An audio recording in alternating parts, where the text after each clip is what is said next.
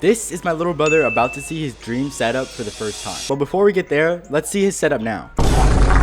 And it's absolutely terrible. For starters, he doesn't have a keyboard and mouse, but has a mouse pad. He has a PS5 and a mini PC. His monitor is pretty good, but he doesn't have a real chair, and his cable management is non-existent. So hopefully today we can turn it around and build him his dream room. The only problem is we're on a budget.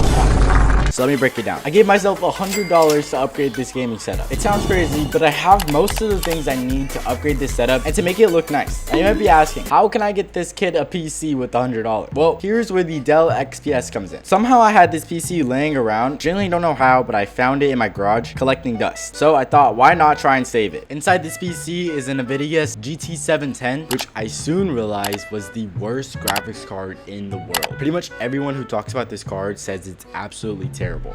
But this was the only GPU I had, which meant I had to play through it. Later in the video though, I'll try overclocking it to see if I can get a little bit better performance out of it. An i7 8700 and 16 gigabytes of RAM. I actually have 2 more sticks of silicone power RAM. But our first problem is this RAM has been sitting for a very long time. Our second problem is I'm not quite sure what speed this RAM is, and we're putting it with actual gaming RAM. So I'm not sure whether to just put all 4 sticks in together and have 32, or I just solely keep the silicone power. I'm gonna have to decide. Now, as you can see, it's DDR4 and it runs at 3200 megahertz. So I decided to just put both sticks in because, you know, you might as well, just to see if it turns on. So I might have broke something, but I guess we won't know until we turn it on. Anyways, now it's time to take down the desk so we have a clean slate to work with.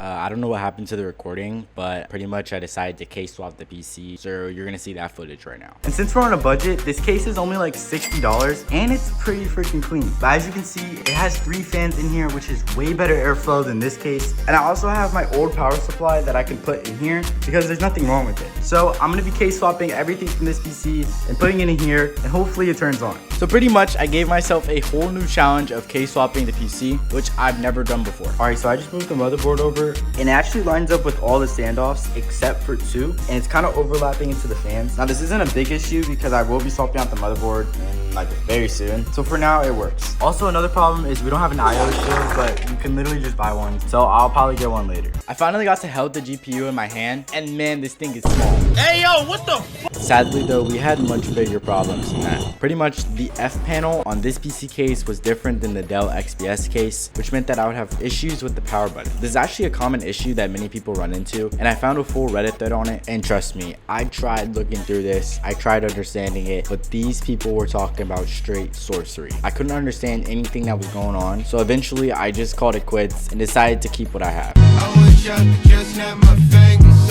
Alright, ignore the messy contraption, but I think I'm finally done. But as you know, of course, it's time to test it to see if it actually works.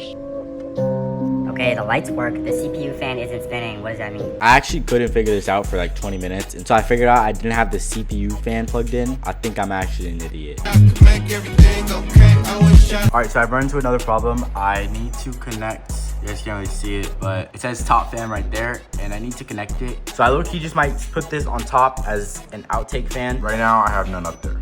All right, NZXT case fan is now in, and yeah, now we got 1, 2, 3, 4 fans. We have 16 gigabytes of RAM and our GT710.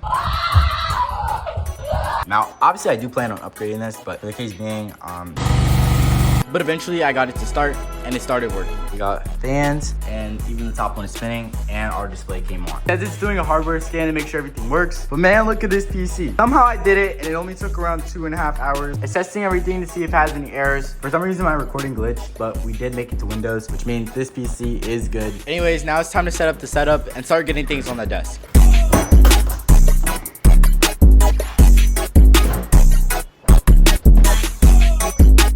But before we surprise my brother, I wanted to do some benchmarks and some games to see just how good this PC really is, because to be honest, it's just been sitting in my garage. Now that I think about it, I probably should have done this earlier.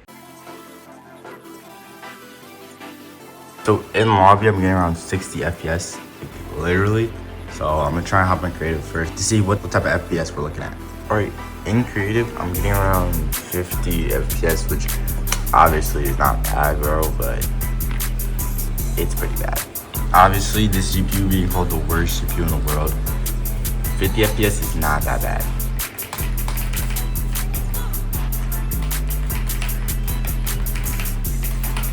So I'm gonna try and overclock it just a little bit to see if we can boost the performance before we hop and reload. As some of you may know, this is MSI Afterburner. And essentially what it does is overclock your components, but in the safest way possible. So as you can see, the core megahertz right here, I saw a dude put this to like 300. I'm honestly just gonna try it too. I might even do 400. So let's see. Apply.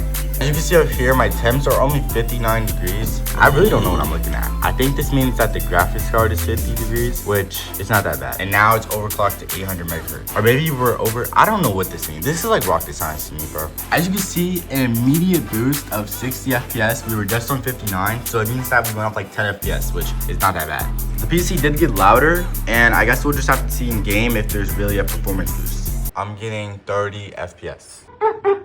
Mind you, this is the overclocked version, so I wonder what it's like on the non-overclocked. I'm getting 30 FPS, bro. Let me try and win this game real quick.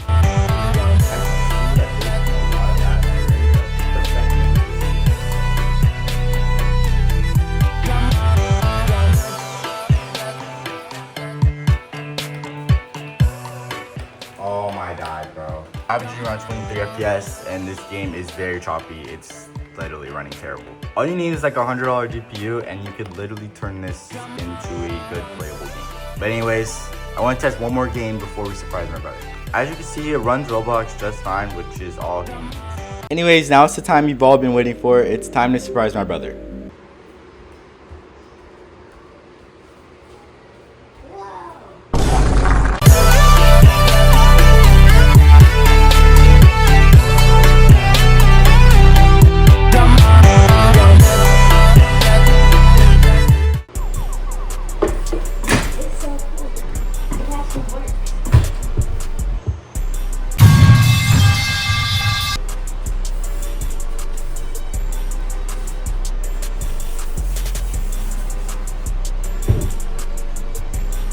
At the end of the day, I got it to run Roblox, which as you can see, it's all this kid does. I'm not gonna lie, pretty successful day. I mean, just take a look at his gameplay.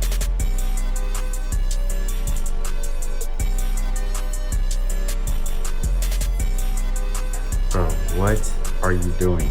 Well, taking a look at his old setup compared to now, I think I definitely made it better. Of course, there's a lot of stuff wrong with the setup, but a few upgrades over time can change this into a very workable machine. Yo, what's good with y'all boys? Hope y'all enjoyed the video. I really love doing stuff like this, so y'all want to see more, make sure y'all like and subscribe, leave a comment, and I'm gonna see y'all in the next video. Peace.